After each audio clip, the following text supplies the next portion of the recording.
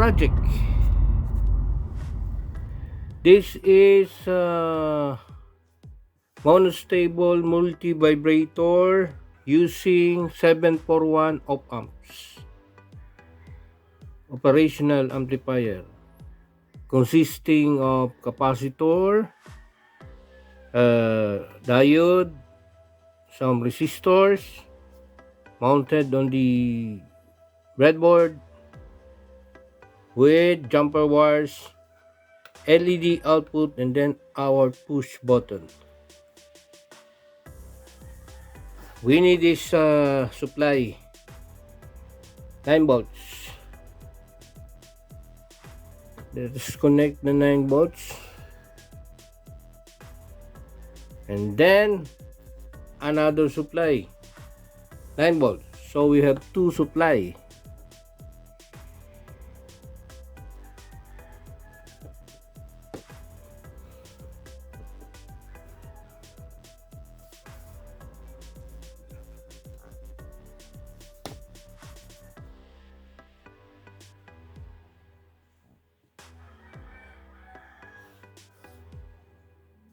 When I press the button, turns on the LED, then it turns off. Press it again, turns off. So this is a monostable multi-vibrator using 741 IC, that one. And this is a one-shot multi-vibrator. When I press it, it is not retriggerable. So when I press it, it continues to turn on, and then it will turn off. We cannot increase the amount of delay.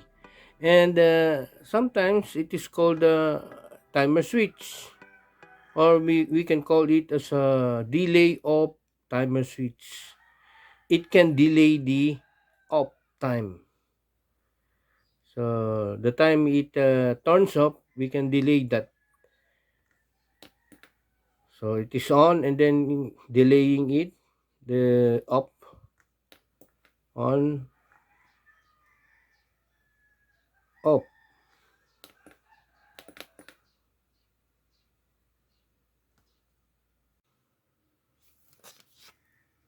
This is the circuit. Figure 1 monostable multi-vibrator daily off timer using 741 op-amps. Okay? So this one is 741 operational amplifier. Pin 1, no connection. Pin 2, this is inverting input. Pin 3, non-inverting. Pin 4, that is negative 9 volt supply. Pin 7, positive 9 volt supply. Pin 1 and 5, no connection. And then pin number 6, that is the output. So here, we have two supplies. How can we draw the two supply of battery? This is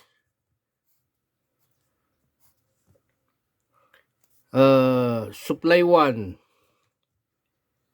another battery. In the middle, it is the ground. So the ground here, 1, 2, 3, is referring to the middle of the two supplies or two batteries. One is connected to the positive, the other one is connected to the negative. Okay? And then we have this, what you call this? Positive 9 volts. So that is the origin of positive 9 volts in the circuit. This one, negative 9 volts. So you can see here, two voltages connected in series. This is 9 volts, another 9 volts, but the end of the positive is the positive 9 volts, positive voltage. and this one is the negative voltage connected to the negative, and the ground is located here in the center. So this is now our ground, or we call that virtual ground, GND, ground. So you can see now here that 9 volts is here, connected to the 9 volts, negative 9 volts, and then the ground to the ground in the middle of the two batteries. Okay? Remember that the battery has positive and negative sa polarity. Okay? And then, why is it called monostable multivibrator? A monostable multivibrator is a kind of circuit that once you trigger a certain signal, it will continue to turn on. Even continuously triggering it using the switch is still, it cannot increase the delay of time. Let us see that. So this is our circuit, the output, pin number 6, 9 volts, okay? Connected to plus 9 volts is the LED. This is our module. Where is that? This one. LED connected is in series with the 470 ohms resistor. Positive of the resistor connected to 9 volts. The negative to the output of the op amps or 741 operational amplifier. And then we have this feedback. 10K, 10K. Feedback, 20K. Feedback connected to non-inverting, pin 3. Feedback connected to inverting, pin 2. To the non-inverting, connected also is the 10K, which is connected to the ground at the same time to the 10K or R2. So this ground is this. And then to the inverting, connected is the capacitor, 220 microfarad, 25 volts, electrolytic capacitor. Capacitor with polarity, positive, negative, to the ground. The ground.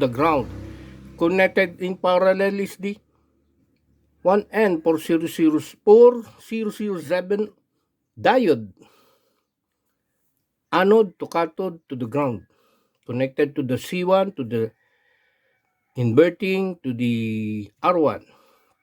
And then we have this push button switch. Okay? This one, normally open.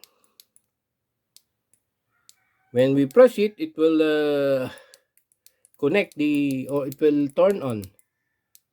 Normally open. Okay? Push button. So it is open normally. Then connected to negative 9 volts. Why is it connected to negative 9 volts instead of ground? So the switch is connected to pin number 3 and negative 9 volts. Why? Because we are using this switch as a triggering pulse. So if this is the switch, it is, so switch is here, and then once we press it, it will connect to the negative 9 volts and then to the pin number 3. It will produce a negative pulse, negative, below the ground. If this is our graph, positive, negative voltage, it will produce a negative pulse. This is edge triggering. Edge. Upon the falling edge of the wave or the signal edge, and then it will produce a negative pulse, causing the current or causing the circuit to become a monostable multivibrator. From positive, it will now become a negative. This is if we're going to draw the output of this op amps, this is 0, this is positive volts, this is in a region of negative volts. Why is it there is positive volts and negative volts in the region from positive to negative while applying this triggering pulse? Because we are using two supplies, and the two supplies, this is positive 9 volts, this is negative 9 volts. We have a positive rail, we call that positive rail, and then the negative rail, negative voltage. And in the middle, we have this ground. That's why there's ground, positive voltage, negative voltage. Negative 9 volts, positive 9 volts. Once we press the switch, we are injecting a pulse to the circuit edge, causing the wave to switch into, or the signal into negative region or to the negative voltage. So initially, when the switch, we are not pressing the switch yet, there is, what is the state of the output? Is it high or low? It is high or 1, or there is a current that flows here from inside the op amps, because we have 9 volt supply here. So the current flows here out, the output, we have an outward current here, causing this LED to turn off. Why? Because this is high, there's a current here, and this will reverse bias this LED. So the LED is off at the initial state. It is high. So when it is high, all current flows outside, or outside the 6 pin number 6, and then to the 10K, then to 10K, then to the ground, and then a little current flows here to the op amps, just a little current, and then this is there's no current, still no current here because switch is open. So the voltage here, I measured the voltage to 10K to ground, repairing to the ground here, and then to the pin number 3. This is 3 volts,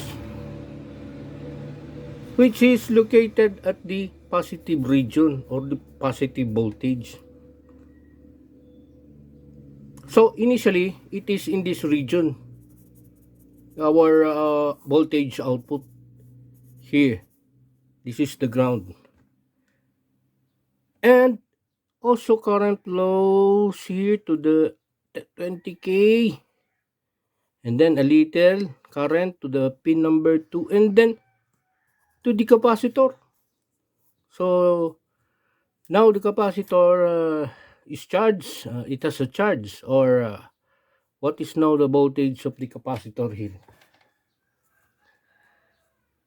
The voltage is 0.5 something volts, because we're using 9 volts, so that's why we are just getting 0.5 volts voltage across the capacitor from pin 2 to the ground, which is the same voltage as here. So voltage at the non-inverting 3 volts is greater than the inverting. See, we can just measure the voltage output from pin number 2 to the ground. Here, we're measuring the voltage from pin number 3 to the ground. So that's why the output is located here, which is 3 volts. 3 volts. So somewhere here, 3 volts. Okay, this is 9 volts. Maybe located somewhere here, 3 volts. And then, once we press the switch, we're now going to apply, this is our hand, and then we press the switch. We are now connecting the switch to pin 3 and then to the negative 9 volts. Negative 9 volts, because here in our waveform analysis, we are injecting a negative 9 volts or negative edge triggering. That is in the subject of electronics. Once we press the switch, okay, we connect the pin 3 and then the negative 9 volts.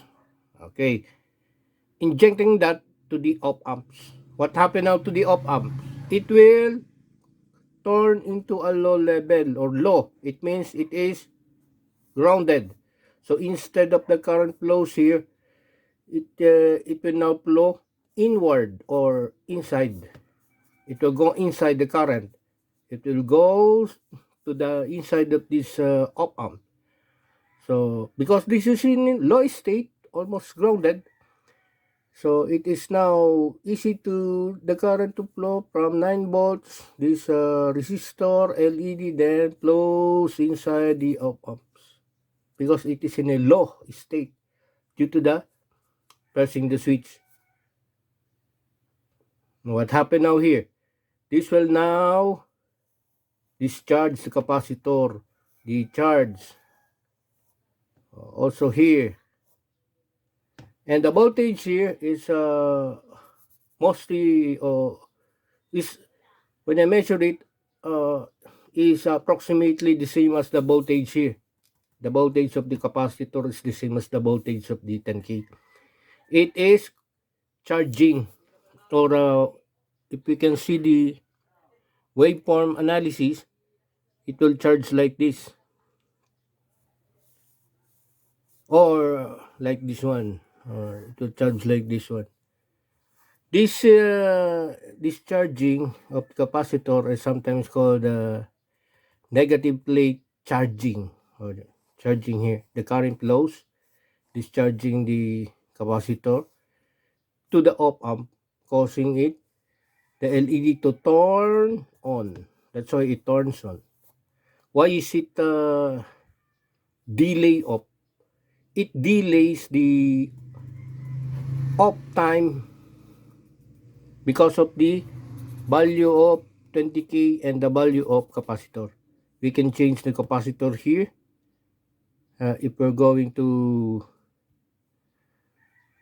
change the delay of time of this LED. So if you want a longer delay of, you can change the capacitor or the resistor due to the resistance and the capacitance. So it will continue to discharge here.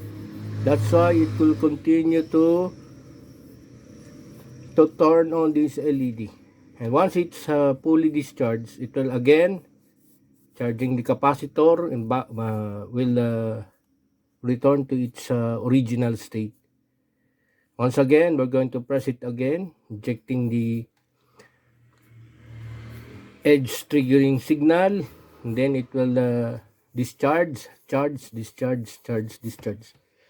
That's the reason why we have this LED that turns on and off, and the amount or length of time it turn off, it will turn off, is depends on the value of the capacitor and the resistor.